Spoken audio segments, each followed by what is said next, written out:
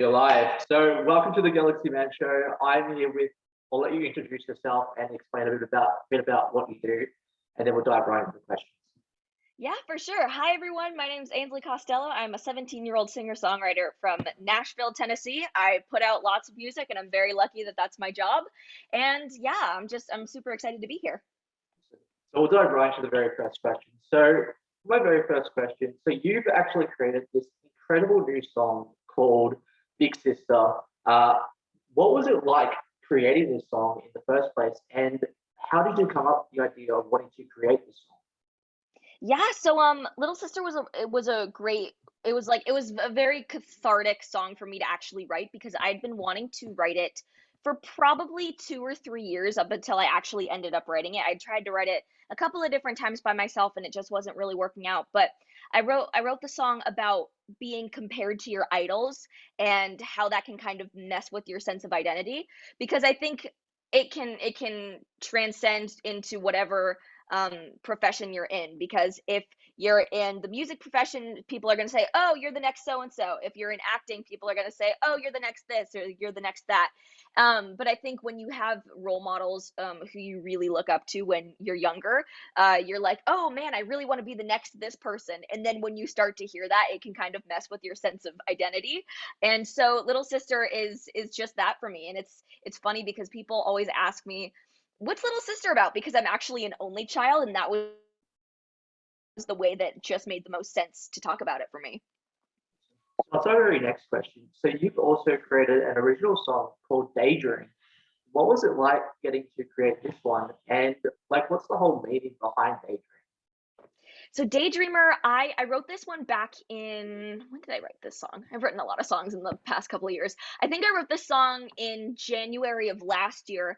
I had actually just finished binging one of my many quarantine binges, Anne with an E, which is a new take on Anne of Green Gables, and I loved the show so much. It was also kind of that point in quarantine where we were all losing our minds. There was nothing better to do, so I watched this show, and I had never found a main character who I related like so closely to. And Anne, she's the main character obviously, but she was just like fiery. She was a daydreamer. She was going after what she wanted, and I loved that about her. And I think there's also this double meaning with daydreamer about how, I mean, because I wrote it in the thick of quarantine, that song is kind of like almost a coping mechanism for getting through quarantine. Like when life is really boring and dull and mundane, like we daydream about the things that are going to pull us through that, and we daydream about what's going to happen when life is exciting again. So, I'll go to your next question. So, you've also created a song called "The Great Unknown." And what was it like getting to create this one? And what's the whole meaning behind this song? Yeah, The Great Unknown was that was a really fun song to write. That was one of the first songs that I wrote when I moved to Nashville. I wrote that song with my friend Timothy James, who is an amazing singer-songwriter slash guitarist from Portland, Oregon. Everybody should go check him out. But it was the first time we had written a song together after knowing each other for a couple years, and we wrote it in April of 2020, I think. So that was really when the world had just shut down and we were all kind of like, what's going on? What's happening here? And I remember I was really nervous about that co-write because I hadn't really done any co-writing before. And I went in with the first verse, basically the same first verse that you hear on the song. And we kind of just talked about how we were feeling with the world shutting down, what the world was going to look like, because obviously we didn't know that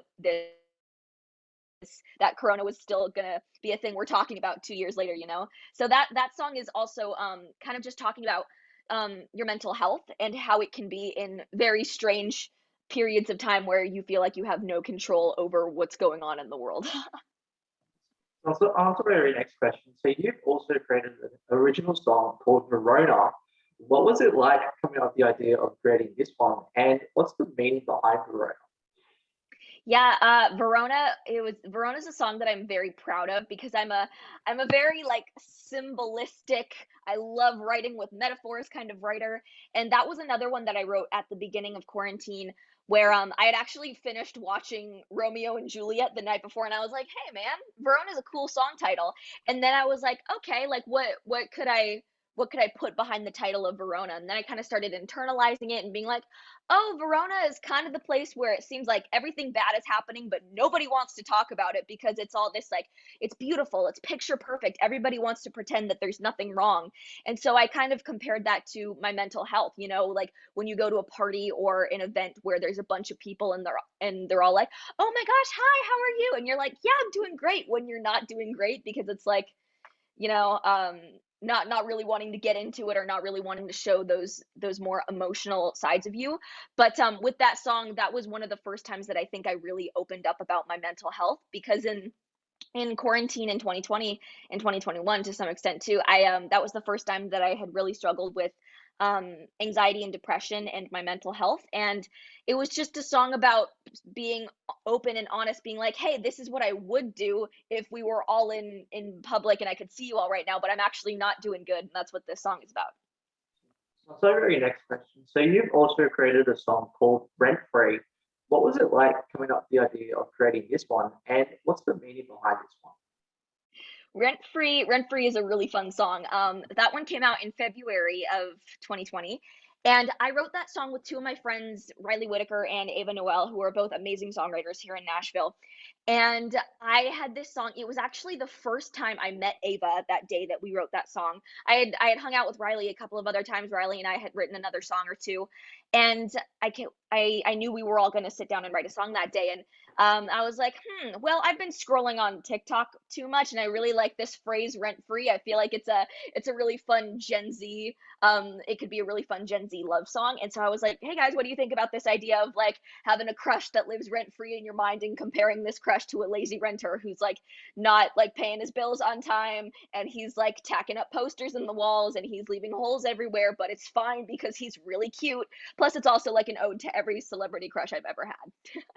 Awesome. So for the very next question. So what made you decide as a person, and especially as an artist, like to get into singing in the first place? Yeah, so my dad is actually a musician. So I definitely caught the bug from him. He went to LA in the 90s to do the exact same thing that I'm doing here in Nashville. I grew up with it. My dad was in a million different bands at any given time when I was growing up, and I loved the music that he played around the house. He's a piano player, he's a guitar player, he's a basically whatever player, and I love the music that he exposed me to. And when I turned 12, that's when I really started to get into songwriting. And I started playing guitar when I was 7 too. And so when I was 12, it kind of all culminated into this like, oh, this is something I can do now. Like my fingers are big enough to play the guitar, and I am like emotionally aware enough to like start writing songs about sixth grade life, sixth grade trials and tribulations. So for the very next question. So who would be your like inspirational person or music artist that you look up to, and why? Oh my goodness. Wow. I mean, there's a lot. So I mean, it's kind of funny that that's one of the questions that you asked because it's like that's basically all about what Little Sister is about. You know, I I haven't really told this to a lot of people. Like I'm kind of starting to trickle it out. But I actually wrote this song about a couple of different people who I really looked up to. Like one of those people being Taylor Swift. Like I love her. I grew up with her. She was like I mean, what girl my age isn't inspired by her? Like we all write songs. She's a huge reason about why we write songs. And so, I mean, she's definitely a huge inspiration to me. But as I've moved to Nashville, I've really started to fall in love with bands like Paramore and Kings of Leon, who I didn't even realize came out of Nashville because they're total pop rock. Like, I love it. It's one of my favorite genres of music. But you'd never know that they came out of Nashville, which I think is really cool. So my influences have definitely shifted in the past few years, but there are always going to be like a good couple of central ones, like Taylor and Sarah Bareilles and Paramore, and man, there's a lot. So on to your next question. So if you could work with like any top three music artists, living or dead, who would you like want to work with and why? Oh my God, this is such a hard question. Honestly, I would love to. I was just thinking about this the other day. I would love to write a song with, like I just said, Sarah Bareilles. I love her. She's endlessly inspired me, even though the music that she makes is a little bit different than sonically the music that I make. But she is an incredible songwriter, and I have looked up to her for as long as I can remember. I think she would be really amazing to write a song with because I think she is a criminally underrated writer. Oh my gosh, who are two other people who I'd love to write with? Well, there's a couple of other artists in Nashville who I really love. One of them is named Caitlin Smith. She is amazing. Everybody should go check her out. I've actually been fortunate enough to meet her a couple of times, and she is the nicest person on earth. But she's also become a big like songwriting influence of mine. So I'd probably have to say I'd love to write a song with Caitlin. And then, okay, I've got one more. This is hard. This is hard. This is hard. This is hard. Honestly, it'd be fun to write a song with Hunter Hayes too. I think he's a great writer and he's a great like all around musician too. So for my very next question, so if you could go anywhere on tour to take your music anywhere, what country would you want to go to and why? Oh my gosh. I mean I love traveling, so this is a super hard question. Well, for the past couple of years, Barcelona has been number one on my bucket list. But my mom really wants to go on a Caribbean cruise, or a Mediterranean cruise, either one of those.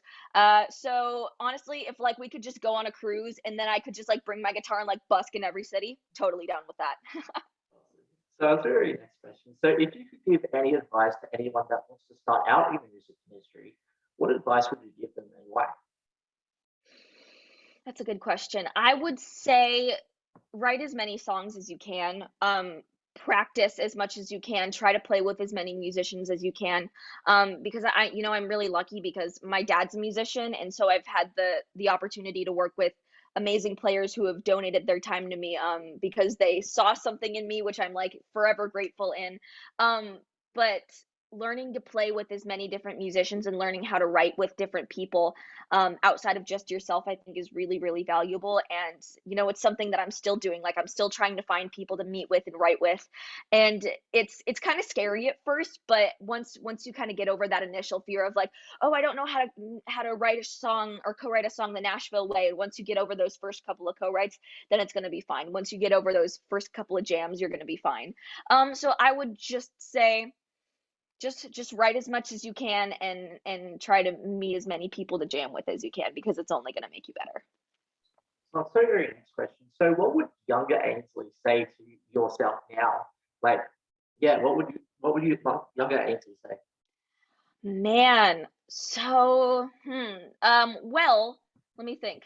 12-year-old Ainsley would have been like, "You've written 150 songs. What? Did you like do anything besides writing songs?" And I was like, oh honey, you got a big storm coming. You had a lot of time on your hands." Yeah, I mean, I always loved writing songs when I was younger and I still love writing songs, but I think the sheer amount of songs I've written and the amount I feel like I've improved, I think would just blow my little 11-year-old self's mind. And what's one other thing? You still love glitter. You're never gonna get over that. I love that. Awesome. So very next question. So what have you learned about yourself as a person, and especially as a music artist in the music industry? Yeah, I've learned so something that I've definitely kind of internalized over the past couple of months is don't is that don't like it's kind of gonna come out in advice form, but don't be afraid to um don't be afraid to be honest with your co-writers or be vulnerable with people who you've never met before in a write, because there have been some times where I've come in with songs that aren't really the typical like Nashville cutesy like we're gonna write a love song, or oh we're gonna write a breakup song, and there's nothing wrong with that, but I've come in with some ideas that are a bit heavier and that I was kind of like shaking like, okay guys, here's some ideas that I have. But I've learned that the more vulnerable you are, the more that it's going to pay off. So those nerves that you feel, that probably means you're going to get something really good out of it, and that's actually what happened with Little Sister, my newest single that I just released. Because that was the first Nashville co-write that I ever did. It was the first time I had ever written with Kelly McKay and Steve Smentek, who I wrote that song with.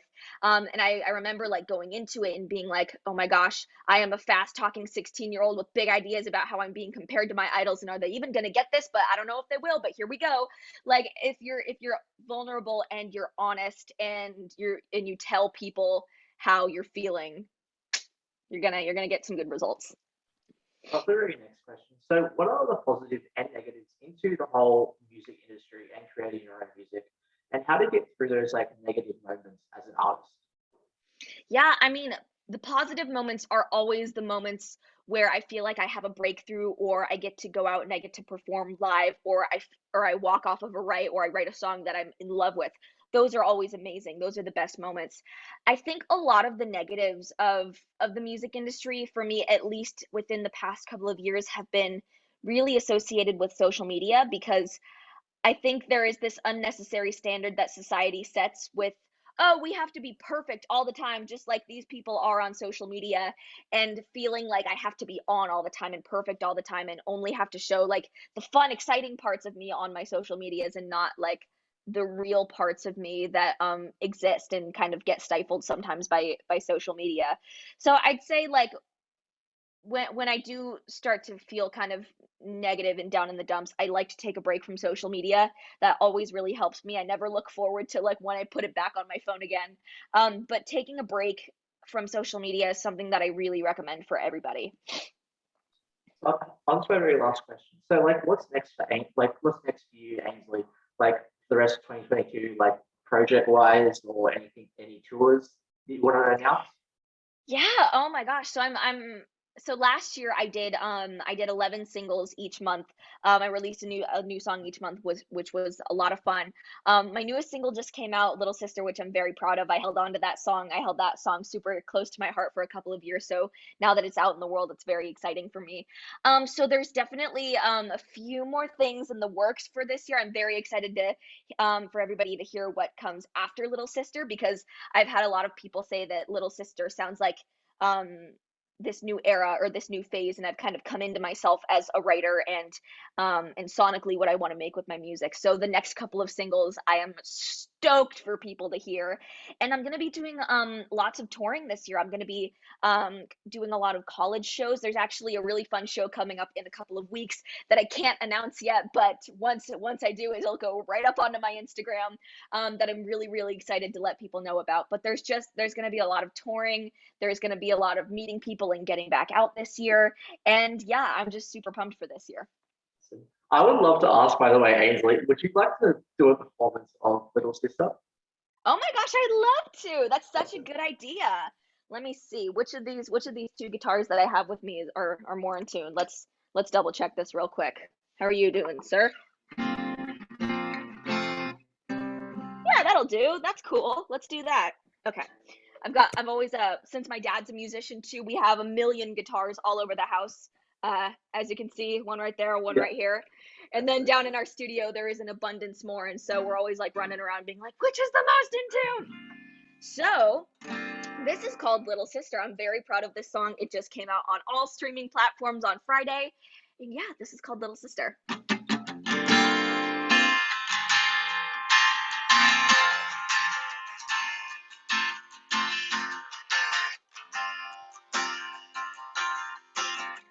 Big sister, did you mean to make it hard on me? You're the favorite that everyone wants me to be.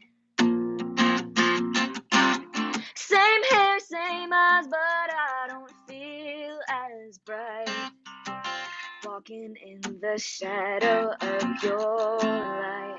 I wanna be like you in my own way. I wanna shine like you, but it's hard to say. I wanna scream out from the top of my lungs and say it down, I can become not be some version of you. And if I fall flat right on my face, at least I know that it's my own mistake. So when they look at the family picture, I won't just be the little sister. Then the suspense into the next verse.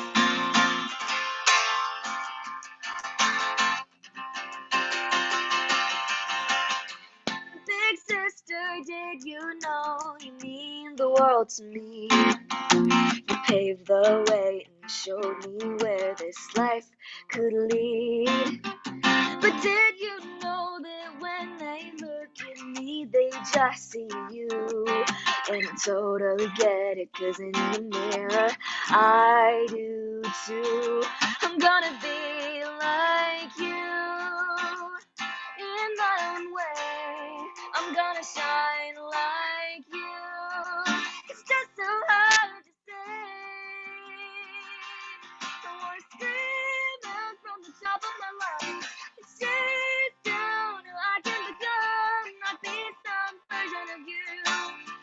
if I fall flat, right on my face, at least I know that it's my own mistake. So when they look at the family picture, I won't just be the little sister.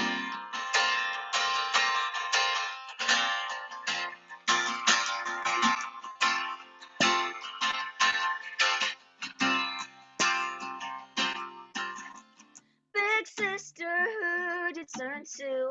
Big sister, did you feel like I do? Big sister, can you help me through it? 'Cause big sister, who'd you turn to? Big sister, did you feel like I do? Big sister, can you help me through it? 'Cause I wanna scream out from the top of my lungs. It chase down who I can become, not be some version of you. And if I fall flat, right on the face, at least I know that it's my own mistake. So when they look at the family picture, I won't just be the little sister. Yes, Ainsley. Wow. Well, can I just say thank you so much for appearing on my show. It has been such a pleasure having you on.